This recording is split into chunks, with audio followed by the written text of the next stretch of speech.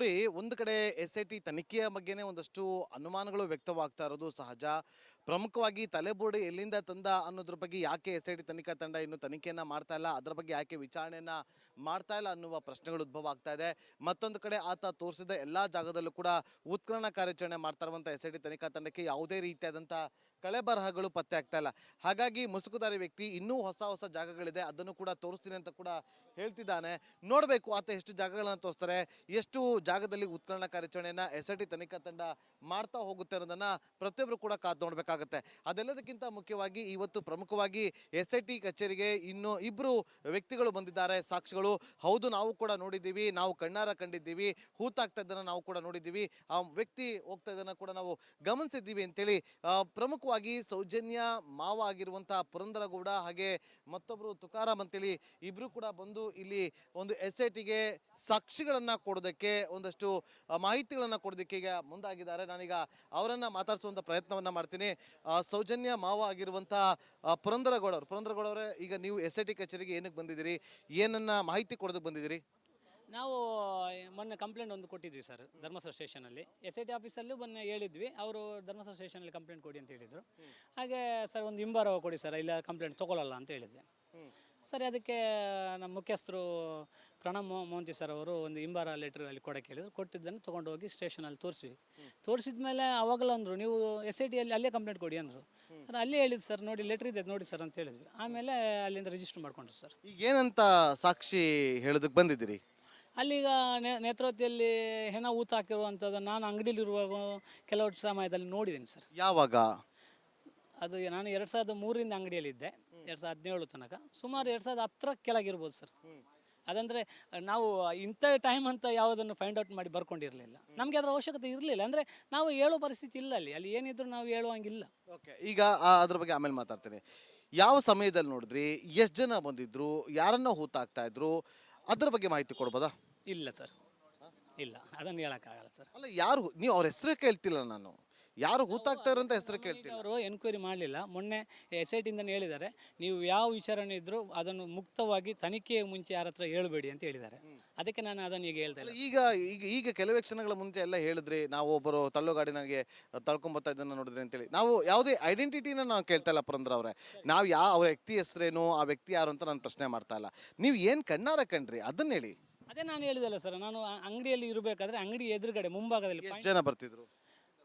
ಅಲ್ಲಿ ನಾನು ದೂರದಿಂದ ಅಂಗಡಿಯಲ್ಲಿ ಕೂತ್ಕೊಂಡು ನೋಡ್ಬೇಕಾದ್ರೆ 2-3 ಜನ ಕಂಡಿತ್ತು ಸರ್. ಈಗ ನೋಡಿದ್ರೆ ಒಬ್ರು ತಳ್ಕೊಂಡು ಬರ್ತಿದ್ರು ಅಂತಂದ್ರೆ ಈಗ 2-3 ಜನ ಅಂತ. ನಿಲ್ಲಿ ನಾನು ಹೇಳೋದು ಸ್ವಲ್ಪ ಅರ್ಥ ಮಾಡ್ಕೊಳ್ಳಿ ನೀವು. 13ನೇ ನಂಬರಲ್ಲಿ ಕೈಗಾಡಿಯಲ್ಲಿ ಬಾಡಿ ಇತ್ತು ನಾನು ಹೇಳಿದೆ. 13ನೇ ನಂಬರ್, ಹೌದು, 13ನೇ ಪಾಯಿಂಟ್ ಅಲ್ಲಿ. ನೀವೀಗ 1ನೇ ನಂಬರ್ ಅನ್ನು ನಾನು ಕೇಳ್ತಿದ್ದೀರಿ. ನೀವು ನಿಮ್ಮ ಅಂಗಡಿ ಇದ್ದಿದ್ದಲ್ಲಿ? ನಮ್ದು ಸ್ನಾನಘಟ್ಟದ ಮಧ್ಯಭಾಗದಲ್ಲಿ. ನೀವು ಹೇಳಿದ 13ನೇ ಪಾಯಿಂಟ್ ಅಲ್ಲೇನೆ ಕಾರ್ಯಾಚರಣೆ ಆಯ್ತಲ್ಲ, ಅಲ್ಲಿ ಅಲ್ವಾ? ಅಲ್ಲಿ ಸರ್.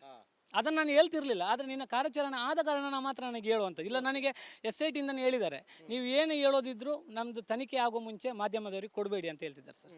ಅದಕ್ಕಾಗಿ ಈಗ 13ನೇ ಪಾಯಿಂಟ್ ಅಲ್ಲಿ ಸದ್ಯಕ್ಕೆ ಏನು ಸಿಗ್ತಾ ಇಲ್ಲ, ಏನು ಸಿಕ್ಕಿಲ್ಲ, ಇನ್ನೂ ಕೂಡ ಅಲ್ಲಿ ಕಾರ್ಯಾಚರಣೆ ನಡೀತಾ ಇದೆ.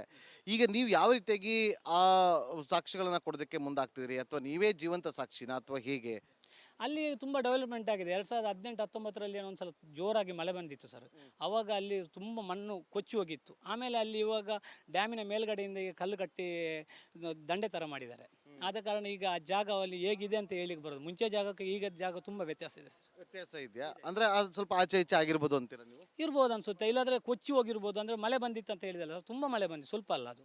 ಆವಾಗ ಸ್ವಲ್ಪ ಅಲ್ಲಿ ದೊಡ್ಡ ತೋಡಿನ ಥರನೇ ಆಗಿತ್ತು, ಅದನ್ನು ನಾನು ನೋಡಿದ್ದೀನಿ ಸರ್. ಆಗ್ಲೇ ಒಂದು ಮಾತನ್ನ ಹೇಳಿದ್ರೆ, ನಮಗೆ ತುಂಬಾ ಭಯ ಇತ್ತು ಆಗೆಲ್ಲ, ನಮಗೆ ಹೇಳ್ಕೊಳಕ್ ಆಗ್ತಿರ್ಲಿಲ್ಲ ಅಂತೇಳಿ. ಯಾಕೆ ನಿಮ್ಮನ್ನ ಯಾರು ಎದುರಿಸ್ತಾ ಇದ್ರ, ಅಥವಾ ಆ ಥರದ್ದು ವಾತಾವರಣ ನಿರ್ಮಾಣ ಆಗಿತ್ತಾ ಇಲ್ಲಿ? ನಾವು ಹುಟ್ಟುವಾಗಲೇ ಮನೆಯಿಂದ ನಮ್ಮ ತಂದೆನೇ ನಮಗೆ ಹೇಳ್ತಿದ್ರು ಮನೆಯಲ್ಲಿ, ಅಲ್ಲಿ ನೇತ್ರಾವತಿ ಧರ್ಮಸ್ಥಳ ನಮ್ಮ ಗ್ರಾಮದಲ್ಲಿ ಏನು ನಡೆದ್ರು ಯಾವ ವಿಚಾರಕ್ಕೂ ನೀವು ತಲೆ ಹಾಕಕ್ಕೆ ಹೋಗ್ಬೇಡಿ, ನಮ್ಮ ಕೆಲಸ ಇದು, ಅದನ್ನು ಮಾತ್ರ ಮಾಡಬೇಕು, ಬೇರೆ ವಿಚಾರ ತಲೆ ಹಾಕಕ್ಕೆ ಹೋಗಬೇಡ ಅಂತ ಹೇಳಿದ್ದಾರೆ. ಅದಕ್ಕಾಗಿ ನಮ್ಮ ಚಿಕ್ಕಂದನೇ ಹೇಳಿಕೊಟ್ಟಿರುವಂಥದ್ದು ನಾವು ಅದನ್ನೇ ಮುಂದುವರಿಸ್ತಾ ಬಂದಿದ್ದೀವಿ ಸರ್. ಓಕೆ, ಅಂದ್ರೆ ಯಾವ ಥರ ಭಯದ ವಾತಾವರಣ ನಿರ್ಮಾಣ ಆಗಿತ್ತು ಧರ್ಮಸ್ಥಳದಲ್ಲಿ? ಇಲ್ಲ, ನಮ್ಮ ಹತ್ರ ಆ ವಿಚಾರ ನಮ್ಮ ತಂದೆ ಹೇಳಿರಲಿಲ್ಲ. ಬಟ್ ಅವ್ರು ಹೇಳಿದ್ರು ಹಾಗೆ, ಬೇಡ ಯಾರ ವಿಚಾರ ಮಾತಾಡೋಕೆ ಹೋಗ್ಬೇಡ, ಸಮಸ್ಯೆ ಆಗ್ತದೆ ಅಂತ ಹೇಳಿದ್ದಾರೆ. ಏನು ಸಮಸ್ಯೆ ಅಂತ ನಾನು ಪ್ರಶ್ನೆ ಮಾಡೋಕೆ ಹೋಗಿಲ್ಲ. ಈಗ ಇಷ್ಟು ವರ್ಷ ಆದ್ಮೇಲೆ ಈಗ ಬಂದಿದ್ದೀರಿ, ಈಗ ಸಾಕ್ಷಿಗಳನ್ನ ಹೇಳ್ತೀವಿ ಅಂತೇಳಿ, ಯಾಕೆ ಇಷ್ಟು ಸಹ ಯಾಕೆ ಬರಲಿಲ್ಲ? ಈ ಮುಂಚೆನೇ ಹೇಳ್ಬೋದಿತ್ತಲ್ಲ, ನಾವು ಕಣ್ಣಾರ ಕಂಡಿದ್ವಿ ಅಂತೇಳಿ. ಅದು ಜನರಲ್ಲ ಕೇಳ್ತಾರೆ ನನ್ನ ಪ್ರಶ್ನೆ. ಅದೇ ನಾವು ಯಾರ ಹತ್ರ ಹೇಳ್ಬೇಕಿತ್ತ ನೀವು ಈಗ ಹೇಳೋದು? ಈಗ SIT ಬಂದಿದ್ದಾರೆ ಅಂತ ಹೇಳಿದ್ರಿ, ಈಗ SIT ಫಾರ್ಮ್ ಆಗಿದ್ದು ಹೇಗೆ? ಹೌದು, ಆತ ಒಬ್ಬ ಮುಸುಕುಧಾರಿ ವ್ಯಕ್ತಿ ಬಂದು ನಾನು ನಾನೇ ಹೂತಾಕಿದ್ದೀನಿ ಅಂತೇಳಿ ಆತ ಬಂದಾದ್ಮೇಲೆ ಆತ ಹೇಳ್ಕೊಂಡಾದ್ಮೇಲೆ ಇದೆಲ್ಲವೂ ಕೂಡ ಬಂದಿದ್ದು. ಅದೇ ತರ ನೀವು ಬರ್ಬೋದಿತ್ತಲ್ಲ ಅಂತ. ನಾನು ನಿಮ್ಮ ಹತ್ರ ಫಸ್ಟ್ ಟೈಮ್ ಹೇಳಿದ್ದೇನೆ, ನಮ್ಮ ಮನೆಯಿಂದನೇ ಆಗಿ ಹೇಳ್ಕೊಟ್ಟಿದ್ರು. 2012ರಲ್ಲಿ ಸೌಜನ್ಯದ ಅತ್ಯಾಚಾರ ಕೊಲೆ ಆಯಿತು. ಆವಾಗ ಸೌಜನ್ಯನ ಕೊನೆಯದಾಗಿ ಮಾತಾಡಿಸ ನಾವು ನಮ್ಮನ್ನು ಇನ್ನು ನಮ್ಮ ಅಕ್ಕ 3 ಜನ ಮಾತಾಡಿದ್ವಿ. ಅವಳನ್ನು ನಾನು ಕೊನೆಯದಾಗಿ ಅಲ್ಲಿ ನೋಡಿದ್ದೆ. ಆಮೇಲೆ ಮರುದಿವಸ ಕೂಡ ನಾವು ಅಲ್ಲಿ ಬರಬೇಕಾದ್ರೆ ಆ ಕಾಡನ್ನು ಮತ್ತೊಂದು ಸಲ ಸುತ್ತಬೇಕಾದ್ರೆ ಬಾಡಿ ಫಸ್ಟಿಗೆ ಅಲ್ಲಿ ಸಿಕ್ಕಿದಾಗ ಫಸ್ಟ್ ಅದು ನಮ್ಮ ಅಕ್ಕನ ಮಗಳದೇ ಬಾಡಿ ಅಂತ ಫೈಂಡ್ ಔಟ್ ಕೂಡ ನಾನೇ ಮಾಡಿದ್ದೆ ಸರ್. ಆಮೇಲೆ ಅಂಥ ವಿಚಾರ ನನಗೇನು ಕಾಣಲಿಲ್ಲ. ಬಟ್ ನಾನು ಅಲ್ಲಿ ವಿಚಾರಕ್ಕೆ ಬೇರೆ ವಿಚಾರ, ನಮ್ಮ ಸೌಜನ್ಯ ವಿಚಾರ ಬಿಟ್ಟರೆ ನಾವು ಯಾವ ವಿಚಾರನೂ ಮಾತಾಡ್ತಿರ್ಲಿಲ್ಲ. ಬಟ್ ಇವಾಗ ಏನಂತ ಹೇಳಿದರೆ, ಇವಾಗ SIT ನಮ್ಮ ಮುಖ್ಯಮಂತ್ರಿಗಳೊಂದು SIT ರಚನೆ ಮಾಡಿ ಈಗ ಒಂದು ಏನೋ ಸ್ವಲ್ಪ ಜನಗಳಿಗೆ ಆ ಭಯ ಇದ್ದದ್ದು ಸ್ವಲ್ಪ ಕಡಿಮೆ ಆಗಿದೆ. ಬಟ್ ಏನೋ ಒಂದು ಹೇಳ್ಬೋದು. ಈಗ ನಾನೇನೋ ಕಂಡಿದ್ದೇನೆ, ಹೇಳೋಣ. ಯಾಕಂದ್ರೆ ಅವ ಊತಿದ್ದಾನೆ ಅಂತ ಊತವನ್ನೇ ಹೇಳ್ತಾನೆ ಧೈರ್ಯ ಇದ್ಮೇಲೆ ನಾವು ಯಾಕೆ ಸುಮ್ಮನೆ ಇರೋದು ಸರ್? ಅವ ಇಂಥ ಜಾಗದಲ್ಲಿ ಊತಿದ್ದಾರೆ ಸರ್, ನಾನು ನೋಡಿದ್ದೇನೆ ಅಂತ ನಾನು. ಈಗ ವ್ಯಕ್ತಿ ಯಾರು ಬಂದಿರಲ್ಲ ಅವ್ರು ಯಾರು ಅಂತ ನಿಮಗೆ ಗೊತ್ತಾ? ನಾವು ಹೆಸರು ಕೇಳ್ತಿಲ್ಲ, ನಿಮಗೆ ಗೊತ್ತಾ? ನೀವು ನೋಡಿದ್ರಾ ಈತನೇ ಹೂತಾಗ್ತಾ ಇದ್ದ ಅನ್ನೋದು? ಇವನ ಥರನೇ ಮೈಕಟ್ಟಿದ್ದ ವ್ಯಕ್ತಿ ಅಲ್ಲಿ ಇದ್ದ. ಅಲ್ಲಿ ಕೆಲಸಕ್ಕೆ ಅಂತ ಒಂದು 3-4 ಫ್ಯಾಮಿಲಿ ಇದ್ರು ಸರ್. ಅಲ್ಲಿ ಇರಬೇಕಾದ್ರೆ ಇಂಥ ಮೈಕಟ್ಟಿನ ವ್ಯಕ್ತಿಯನ್ನು ಕೂಡ ನಾನು ನೋಡಿದ್ದೀನಿ ಸರ್ ಅಲ್ಲಿ. ಅದ ಕಾರಣ ಹೇಳ್ತಿದ್ದೇನೆ. ಬಟ್ ಈಗ ಅವನು ಧೈರ್ಯದ ಬಂದಿದ್ದಾನಲ್ಲ ಸರ್, ಅವನೇ ಇರ್ಬೋದು ನಮಗೆ ಅನ್ಸುತ್ತೆ ಸರ್. ಆದರೆ ಆ ಟೈಮ್ ಅಂದರೆ ಅವು ಇರೋದು 98ರಿಂದ 2014 ಹೇಳಿದ್ದಲ್ಲ ಸರ್. ನಾನು 2003ರಿಂದ 2016-17 ತನಕ ನಾನು ಅಂಗಡಿಯಲ್ಲಿದ್ದೆ. ನಮಗೆ ಅದಕ್ಕೆ ಮುಂಚಿನ ಅಂಗಡಿ ಇತ್ತಲ್ಲಿ. ನಾನು ಇವಾಗ ಕೂಡ ಅವ ಊತಾಗಿರೋ ನೋಡಿದ್ದೇನೆ. ಅವರು ಎಲ್ಲಿಂದ ತಂದ, ಯಾರು ಸಾಯಿಸಿದ್ರು, ಎಲ್ಲಿ ಸಿಕ್ಕಿದ್ರು, ನಾನು ಅದನ್ನು ಯಾರ ಹತ್ರ ಕೇಳಕ್ಕೂ ಹೋಗಿಲ್ಲ. ಅಂದ್ರೆ ನಮ್ಮ ಕೆಲಸನೂ ಕೂಡ ಆಗಿರಲಿಲ್ಲ. ಆಗ್ಲೇ ಮಾತಾಡ್ಬೇಕಾದ್ರೆ ಒಂದು ಅಂಬಾಸಿಡರ್ ಕಾರ್ ಬಂದಿತ್ತು ಅಂತ ಹೇಳಿ ಕನ್ನಡ ಕಂಡಿರೋದನ್ನು ಮಾತ್ರ ಹೇಳಿರೋದು ಅಂತ. ಅದು ಎಲ್ಲಿಂದ ಬಂದಿದ್ದೆ ಅಂತ ನಾನು ನೋಡಲಿಲ್ಲಲ್ಲ. ಅಂಬಾಸಿಡರ್ ತಂದಿದ್ರಾ? ಪಾಯಿಂಟ್ ನಂಬರ್ 1ಗೆ ಅಂಬಾಸಿಡರ್ ಗಾಡಿ ಒಂದು ಬಂದಿದ್ದನ್ನು ನಾನು ನೋಡಿದ್ದೀನಿ. ಪಾಯಿಂಟ್ ನಂಬರ್ 1 ಅಥವಾ ಪಾಯಿಂಟ್ ನಂಬರ್ 13? 13 ಕೈ ಗಾಡಿ ಅಂತ ನಾನು ಹೇಳಿದಲ್ಲ ಸರ್. ಕೈ ಗಾಡಿಯಲ್ಲಿ ಒಂದು ಬಾಡಿ ಇತ್ತು ಅಂತ ನಾನು ಹೇಳಿದೆ. ಅದು ಕೂಡ ದೂರದಲ್ಲಿ ನೋಡಿ, ನಾನು ಟಾಯ್ಲೆಟ್ಗೆ ಹೋಗ್ಬೇಕಾದ್ರೆ ನೋಡಿರುವಂಥದ್ದು. ಟಾಯ್ಲೆಟ್ಗೆ ಅದಕ್ಕೂ ತುಂಬ ದೂರ ಇದೆ. ಹೌದು.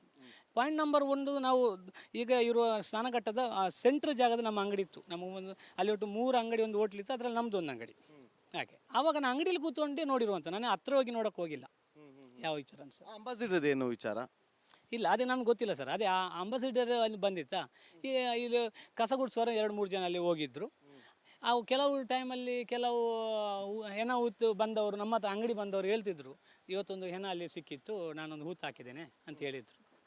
ಹೌದು. ನೀವು ಯಾರ್ದು ಏನು ಎತ್ತಕ್ಕಂತ ಏನು ಮಾತಾಡ್ತಿರ್ಲಿಲ್ಲ? ಅದು ನಮ್ಮ ಕೆಲಸ ಅಲ್ಲಲ್ಲ ಸರ್. ಅಲ್ಲ, ನೀವು ಮಾತಾಡ್ಕೊಳ್ತಿರ್ಲಿಲ್ವಾ? ಇಲ್ಲ, ಕೇಳಕ್ಕೆ ಹೋಗ್ತಿರ್ಲಿಲ್ಲ. ನಾನು ನಿಮ್ಮ ಹತ್ರ ಫಸ್ಟ್ ಟೈಮ್ ಹೇಳಿ, ನಮ್ಮ ತಂದೆ ಫಸ್ಟಿಂದ ನಮಗೆ ಹೇಳಿದ್ದಾರೆ, ಇಲ್ಲಿ ವಿಚಾರ ಆಗಿ ಜಾಸ್ತಿ ಯಾರ ಹತ್ರ ಕೇಳಕ್ಕೆ ಹೋಗ್ಬೇಡ. ನಾವು ಸುಮ್ಮನೆ ಇರ್ತಿದ್ವಿ. ಹೌದಾ, ಹಾಂ, ಅಷ್ಟೇ. ನಮಗೆ ಸಂಬಂಧಪಟ್ಟ ವಿಚಾರ ಆದ್ರೆ ಮಾತ್ರ ಮಾತಾಡ್ತೀವಿ. ಈಗ ಅಂಗಡಿ ಈಗ ಇಲ್ವಾ ನಿಮ್ದು? ಇಲ್ಲ ಸರ್. ಯಾಕೆ, ಎಷ್ಟು ವರ್ಷ ಆಯ್ತು ಅಂಗಡಿ ತೆಗೆದು? ಒಂದು 8 ವರ್ಷ ಆಯ್ತು. ಯಾಕೆ ತೆಗೆದಿದ್ದು? ಅದು ಏನು ವಿಚಾರವಾಗಿ? ಸೌಜನ್ಯ ಪ್ರಕರಣ ಆದಮೇಲೆ ಇದರಲ್ಲಿ ಧರ್ಮಸ್ಥಳಕ್ಕೆ ಸಂಬಂಧಪಟ್ಟ ವ್ಯಕ್ತಿಗಳು ಇದ್ದಾರೆ ಅನ್ನೋದು ನಾವು ಹೇಳಿದ್ವಿ. ನಮ್ಗೆ ಅದ್ರ ಮೇಲೆ ಅನುಮಾನ ಇದೆ. ಆಮೇಲೆ ನಮ್ಮನ್ನೇ ಸ್ವಲ್ಪ ಇದು ಮಾಡೋ ರೀತಿಯಲ್ಲಿ ಆಯ್ತಲ್ಲಿ. ಆವಾಗ 2016-17ರಲ್ಲಿ ನಮ್ಮನ್ನು ಅಲ್ಲಿ ಧರ್ಮಸ್ಥಳದ ದೇವರ ಕಚೇರಿ ಕರೆದ್ರು. ಇದು ಅಂಗಡಿ ಈಗ ಅದು ಬಿಲ್ಡಿಂಗ್ ಹಲತ್ತಾಗಿದೆ, ನೀವು ಅಂಗಡಿ ಬಿಡಬೇಕು, ಒಂದು ಲೆಟ್ರ್ ಕೊಡ್ತೀವಿ, ಸಿಗ್ನೇಚರ್ ಕೊಡಿ ಅಂತ. ನಾವು ಸಿಗ್ನೇಚರ್ ಆಗಿ ಕೊಡಲ್ಲ ಅಂತ ಹೇಳಿದ್ವಿ. ಅಂಗಡಿ ಅಲ್ಲ, ಹೆಗಡೆ ಅವ್ರಿಗೆ ಕೇಳಿದರೆ ಕೊಡ್ತೀವಿ. ಅವರಾಗಿ ಕೊಟ್ಟ ಅಂಗಡಿಯನ್ನು ಅವ್ರಿಗೆ ಕೊಟ್ಟಿದ್ದೆ, ಬಾಡಿ ಕಟ್ತಿದ್ವಿ ನಾವು. ಹಾಗೆ ಸಿಗ್ನೇಚರ್ ಏನು ಲೆಟ್ರಿಗೆ ಹಾಕಿಲ್ಲ. ಅಂಗಡಿ ಬಂದ್ ಮಾಡಿ ಅಲ್ಲಿದ್ದವರೆಲ್ಲರೂ ಕೊಟ್ಟರು. ಅಲ್ಲಿ ನಾವು ಕೊಟ್ಟಿದ್ವಿ ಸರ್, ನಾವೇನು ಮಾತಾಡೋಕೆ ಹೋಗಿಲ್ಲ ಅಷ್ಟೇ ಸರ್. ಇವತ್ತು ರಾಜ್ಯಾದ್ಯಂತ ಸೌಜನ್ಯ ವಿಚಾರವಾಗಿ ನ್ಯಾಯ ಸಿಗಬೇಕು ಅಂತೇಳಿ ಇಷ್ಟು ದಿನ ಹೋರಾಟಗಳು ನಡೀತಾ ಬಂತು. ಇವತ್ತು 100 ಶವಗಳನ್ನು ಹೂತಿಟ್ಟಿದ್ದೀವಿ ಅಂತೇಳಿ ಬಂದಾಗ ಆ 100 ಶವಗಳ ವಿಚಾರವಾಗಿ ಚರ್ಚೆಗಳಾಗ್ತಾ ಇದೆ ವಿನಃ ಸೌಜನ್ಯ ವಿಚಾರವಾಗಿ ನ್ಯಾಯ ಕೊಡಿಸುವ ವಿಚಾರವಾಗಿ ಎಲ್ಲೂ ಕೂಡ ಯಾರೊಬ್ಬರು ಕೂಡ ಚಕಾರವನ್ನು ಎತ್ತಾ ಇಲ್ಲ. ಎಲ್ಲೋ ಒಂದು ಕಡೆ ಅದನ್ನು ಮರೆತು ಹೋಗ್ತಿದ್ದಾರೆ ಅನ್ನೋದು ರಾಜ್ಯದ ಜನರು ಮಾತಾಡ್ಕೊಳ್ತಿದ್ದಾರೆ. ಇಲ್ಲ, ಸಾಧ್ಯವಿಲ್ಲ. 13 ವರ್ಷದಿಂದ ನಿರಂತರವಾಗಿರುವಂಥ ಹೋರಾಟವನ್ನು ಜನರು ಯಾವಾಗೂ ಮರೆಯಲ್ಲ ಸರ್. ಯಾರ ಅನಿಸಿರ್ಬೋದಷ್ಟೇ. ಯಾವುದೇ ಕಾರಣ ಈ ಸೌಜನ್ಯ ಮನೆಗೆ ಯುವ ಕೂಡ ಧರ್ಮಸ್ಥಳ ದೇವಸ್ಥಾನಕ್ಕೆ ಬಂದಂಥ ಭಕ್ತಾದಿಗಳು ಯುವ ಕೂಡ ತುಂಬ ಜನ ಬರ್ತಿದ್ದಾರೆ ಸರ್. ನೀವು ಕೂಡ ಹೋರಾಟವನ್ನು ಮಾಡಿದ್ದೀವಿ ಸರ್. ನಮ್ಮ ಅಕ್ಕನ ಮಗಳಲ್ಲ ಸರ್, ಮಾಡಲೇಬೇಕಲ್ಲ. ಅಂದ್ರೆ ಬೇರೆಯವರ ಮನೆ ಮಕ್ಕಳು ಸತ್ತ ನಿಮಗೆ ಹೋರಾಟ ಮಾಡಬೇಕು ಅಂತ ಅನಿಸ್ತಿಲ್ವಾ? ಖಂಡಿತ ಮಾಡಲೇಬೇಕು ಸರ್. ಇವಾಗ ಬಂದಿದ್ದೀನಿ, ನನಗೆ ಧೈರ್ಯ ಇರಲಿಲ್ಲ ಅಂತ ಹೇಳ್ತಾ ಇದ್ದೀರಿ. ನೋಡಿ, ಧರ್ಮಸ್ಥಳ ಗ್ರಾಮದ ವಿಚಾರದಲ್ಲಿ ನಾನು ನಿಮ್ಮ ಹತ್ರ ಹೇಳಿರೋದು ಇದು ಸೌಜನ್ಯ ವಿಚಾರ ಆಗಿದ್ದು ಕೂಡ ಧರ್ಮಸ್ಥಳ ಗ್ರಾಮದಲ್ಲಿವಾಗಿದ್ದು. ನಮ್ಮ ಮನೆ ಮಗಳಲ್ಲ ಸರ್, ಮಾತಾಡಲೇಬೇಕಲ್ಲ ನಾವು. ಒಂದು ನ್ಯಾಯ ಕೊಡಿಸುವಂತ ಕೆಲಸ ಮಾಡ್ಬೋದಿತ್ತಲ್ಲ. ವಿಚಾರದಲ್ಲಿ ಬೇರೆ ಹೆಣಗಳನ್ನ ಹೂತಿಕ್ತಿದ್ರು ಅಂತ ಗೊತ್ತಿಲ್ಲಲ್ಲ ಸರ್ ನಮಗೆ. ಪಾರ್ಟಿ ಯಾರಾದ್ರೂ ಬಂದಿದ್ದಾರೆ? ಈಗ ಯಾರು ಅಂತ ಗೊತ್ತಾ ನಿಮ್ಗೆ? ಯಾರನ್ನ ಹೂತಾಕಿದ್ರು ಅಂತ ಗೊತ್ತಾ? ಇವಾಗ ಒಬ್ಬ ಊತಿದ್ದೇನೆ ಅಂತ ಒಬ್ಬ ವ್ಯಕ್ತಿ ಹೇಳಿದ್ದೇನೆ ತಾನೆ. ನೀವು ಊತಾಕಿದ್ದನ್ನ ನೋಡಿದೀನಿ ಅಂತ ಬಂದಿರೋದಲ್ವಾ? ನಾವು ಅವ ಊತಾಗಿರೋ ನೋಡಿದ್ದೀನಿ ಅಂತ ಬಂದದ್ದು ಅವ ಒಪ್ಕೊಂಡ ಮೇಲೆ ಬಂದಿರುವಂಥದ್ದು. ಅಥವಾ ಒಪ್ಕೊಂಡಿಲ್ಲ ನೀವು ಬರ್ತಾನೆ ಇರಲಿಲ್ಲ? ನಾವು ಬರ್ತಿರ್ಲಿಲ್ಲ, ಖಂಡಿತವಾಗ್ಲೂ ಬರ್ತಿರ್ಲಿಲ್ಲ. ನಮಗೆ ಅದರ ಅವಶ್ಯಕತೆ ಇರಲಿಲ್ಲ. ಅಂದರೆ ನಮಗೆ ಅಲ್ಲಿ ಆ ವಿಚಾರನ ಹೇಳೋಕ್ಕೆ ಇರಲಿಲ್ಲ. ಅಲ್ಲಿ ನಾವು ನಮ್ಮ ಸೌಜನ್ಯ ವಿಚಾರ ಹೇಳ್ಬೇಕಾದ್ರೆ ಎಷ್ಟೋ ಜನ ನಮಗೆ ಹೇಳಿದ್ದೆ, ನಿಮಗೆ ಯಾಕೆ ಬೇಕು? ನಿಮ್ಮ ಮನೆ ಮಗಳು ಅಂತೆ ಬೇರೆ ಮನೆ ಮಕ್ಕಳು ಇರ್ತಾರಲ್ವಾ, ಅವ್ರಿಗೂ ನ್ಯಾಯ ಕೊಡಿಸ್ಬೇಕು ಅಂತ ಅನಿಸ್ಲಿಲ್ವಾ ನಿಮಗೆ? ನಿಮ್ಮ ಮನೆ ಮಗಳಿಗೆ ನ್ಯಾಯ ಸಿಕ್ಕರೆ ಸಾಕು, ಬೇರೆಯವ್ರ ಮನೆ ವಿಚಾರ ನಮ್ಗೆ ಯಾಕೆ ಅನ್ನೋ ಸ್ಥಿತಿನ? ಇಲ್ಲ, ಖಂಡಿತವಾಗ್ಲೂ ಆಗಿಲ್ಲ. ನಾನು ನಿಮಗೆ ಇನ್ನೊಂದು ವಿಚಾರ ಹೇಳ್ತೇನೆ ನೋಡಿ. ವೀರೇಂದ್ರ ಹೆಗಡೆ ಅವರೇ ಸೌಜನ್ಯ ಪ್ರಕರಣ ಆಗಿ ಸ್ವಲ್ಪ ಸಮಯ ಆದಮೇಲೆ ನಮಗೆ ರಿಲೇಷನ್ ಆದ ಒಬ್ಬ ವ್ಯಕ್ತಿ ಹತ್ರ ನಮ್ಮ ಫ್ಯಾಮಿಲಿಯಿಂದನೇ ಆಗಿರೋದು ಹೌದು, ನಮ್ಮ ತಂದೆ ಹತ್ರ ಹೋಗಿ ಅವನ ಹತ್ರ ಹೋಗಿ ಹೇಳು, ಈಗ ಆಗಿರೋದು ಆಗಿ ಹೋಗಿದೆ, ಇನ್ನು ಅದನ್ನು ಮುಂದುವರಿಸೋದು ಬೇಡ, ನಾವು ಮುಂಚೆ ಆಗಿದ್ದು ಅದೇ ಥರ ಇರೋಣ ಅಂತ ಹೇಳುವ ಹೇಳಿಕೆಯನ್ನು 1 ವರ್ಷ ಟೈಮ್ ಒಳಗಡೆ ಹೇಳಿದ್ದಾರೆ ಅವರು. ಅದಕ್ಕೆ ನೀವು ಸುಮ್ಮನಾಗೋ ಮತ್ತೆ ಅವರು ಸುಮ್ಮನಾದ್ಮೇಲೆ ಮತ್ತೆ ಬಂದು ಮಾತಾದ್ಮೇಲೆ ಮತ್ತೆ ಯಾಕೆ ಹೋರಾಟವನ್ನ ಮಾಡ್ತಿದ್ರಿ? ಯಾರು ಹೇಳಿ ನಾವು ಅದು ಕಾನೂನು ರೀತಿಯಲ್ಲಿ ಸಹ ಕೇಳಿದ್ದೇವೆ ಸರ್. ಇಂಥವ್ರು ಹೇಳಿದ್ದಾರೆ, ಅವರೇ ಇದ್ದಾರೆ ಅಲ್ವಾ? ಈಗ ಪುರಂದರ್ ಅವರೇ ಈಗ ಕೇಳಿ ಕೇಳಿ ಕೇಳಿ ಕೇಳಿ ನೀವು ಹೋರಾಟವನ್ನ ಮಾಡ್ತಾ ಇದ್ದೀರಿ, ಸೌಜನ್ಯ ಪರವಾಗಿ ನ್ಯಾಯ ಸಿಗಬೇಕು ಅಂತ ಹೇಳ್ತಿದ್ದೀರಿ, ಆಯ್ತು ಒಪ್ಕೊಳ್ಳೋಣ. ನಾನು ಅರ್ಧಕ್ಕೆ ಹೇಳಿ ಫುಲ್ ಹೇಳ್ತೇನೆ ನಾನು ನೋಡಿ. ಅಷ್ಟಾದ್ಮೇಲೆ ಅವ್ರು ಹೇಳಿದ್ರ, ಆಮೇಲೆ ನಾವು ಅದನ್ನು CBI ಅವ್ರು ಕೊಟ್ಟಿದ್ದು ಸರ್. ನೋಡಿ, ಅವ್ರ ಫ್ಯಾಮಿಲಿಯಿಂದನೇ ಇದ್ದಾರೆ ಸರ್, ಅವ್ರು ಹೇಳಿದ್ದಾರೆ ಸರ್. ಅವರು ಹೇಳಿದ್ದಕ್ಕೆ ನಾವು ಈಗ ಹೇಳ್ತಿದ್ವಿ. ನಮಗೆ ಅವರ ಫ್ಯಾಮಿಲಿ ಬಂತಲ್ವಾ? CBI ಬಂದಿದೆ, ಅವ್ರ ಹತ್ರ ಕೂಡ ಈಗ ಮತ್ತೆ CBI ಬಂದಾದ್ಮೇಲೆ ರಿಪೋರ್ಟ್ ಸಬ್ಮಿಟ್ ಮಾಡಿದ್ಮೇಲೆ ಕೂಡ ಹೋರಾಟಗಳು ನಡೀತಾ ಇದೆ ಅಲ್ವಾ? ನಿಮಗೆ ನಿಮ್ಮ ಕುಟುಂಬದ ಮಗಳು ಅದಕ್ಕೆ ವಿಚಾರವಾಗಿ ನ್ಯಾಯ ಕೊಡಿಸ್ಬೇಕು ಅಂತೇಳಿ ಹೋರಾಟವನ್ನ ಮಾಡ್ತಾ ಇದ್ರಿ, ಒಪ್ಕೊಳ್ತಾ ನಾವು ಇಲ್ಲ ಅಂತ ಹೇಳ್ತಿಲ್ಲ. ಅದರ ಜೊತೆಲಿ ಬೇರೆ ಮನೆ ಹೆಣ್ಣು ಮಕ್ಕಳ ವಿಚಾರವಾಗಿ ಕೂಡ ನೀವು ಹೋರಾಟ ಮಾಡ್ಬೋದಿತ್ತಲ್ಲ. ಈಗ ನೀವು ಹೇಳ್ತಾ ಇದ್ರಿ ಅವತ್ತು ಹೆಣ್ಣುಗಳನ್ನು ಹುತ್ತಾಗ್ತಾ ಇದ್ದನ್ನ ನಾವು ನೋಡಿದ್ವಿ ಅಂತೇಳಿ. ಇದರ ಜೊತೆಗೆ ಅದನ್ನು ಕೂಡ ಹೋರಾಟ 13 ವರ್ಷಗಳಿಂದಲೇ ಮಾಡ್ಕೊಂಡ್ ಬಂದಿದ್ರೆ ಇಷ್ಟೊತ್ತಿಗೆಲ್ಲ ನ್ಯಾಯ ಸಿಕ್ಕಿರೋದು. ನನ್ನ ಒಟ್ಟಿಗೆ ಯಾರು ಬರ್ತಿದ್ರು? ನೀವು ಬರ್ತಿದ್ರಾ? ನೀವು ಬರ್ತಿದ್ರಾ?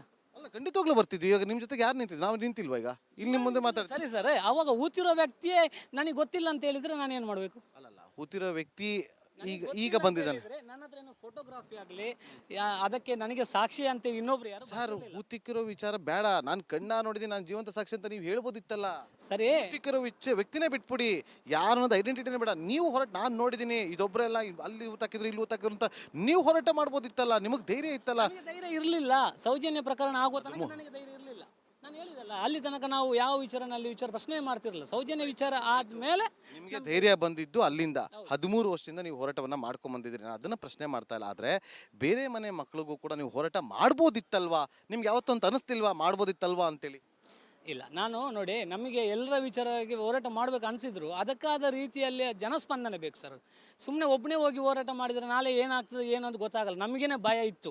ನಾವು ಸೌಜನ್ಯ ವಿಚಾರದಿಂದ ಆದ್ಮೇಲೆ ಮಾತ್ರ ನಮಗೆ ಈ ಧೈರ್ಯ ಬಂದಿರುವಂಥದ್ದು ಅಷ್ಟೇ. ಅದನ್ನೇ ಹೇಳ್ತಿರೋದು, 13 ವರ್ಷದಿಂದ ಹೋರಾಟ ಮಾಡ್ಕೊಂಡ್ ಬಂದಿದ್ರೆ ಅದ್ರ ಜೊತೆ ಇದನ್ನು ಹೋರಾಟ ಮಾಡ್ಬೋದಿತ್ತು ಅಂತ ನನ್ನ ಪ್ರಶ್ನೆ. ಇರ್ಲಿ, ಪರವಾಗಿಲ್ಲ. ಸೊ ಈಗ ನಿಮ್ಮ ಹೇಳಿಕೆ SITಗೆ ಆ ತನಿಖೆಗೆ ಎಷ್ಟು ಹೆಲ್ಪ್ಫುಲ್ ಆಗುತ್ತೆ? ನೋಡ್ಬೇಕು ಸರ್, ತನಿಖೆಯಲ್ಲಿ ಯಾವ ಥರ ನಡೀತದೆ ನೋಡ್ಬೇಕು. ಈಗ ನಮ್ಮನ್ನು ಇನ್ನೂ ಎನ್ಕ್ವೈರಿ ಅವ್ರು ಮಾಡಲಿಲ್ಲ, ಕಂಪ್ಲೇಂಟ್ ಮಾತ್ರ ಕೊಟ್ಟಿದ್ದೀವಿ. ನೋಡುವ. ಬಂದು ಒಳಗಡೆ ಹೋಗಿ ಬಂದ್ರೆ ಏನಂದ್ರು? ಇಲ್ಲ, ಸಾಹೇಬರು ಬರಬೇಕಷ್ಟೇ ಅಂತ ಹೇಳಿದರು. ಅದು ಬಂದ ಮೇಲೆ ವಿಚಾರ ಮಾಡಿ ನೋಡೋಣ. ನಾನು ಮತ್ತೆ ನಿಮಗೆ ಸಿಗ್ತೇನೆ ಸರ್. ಆಯ್ತು.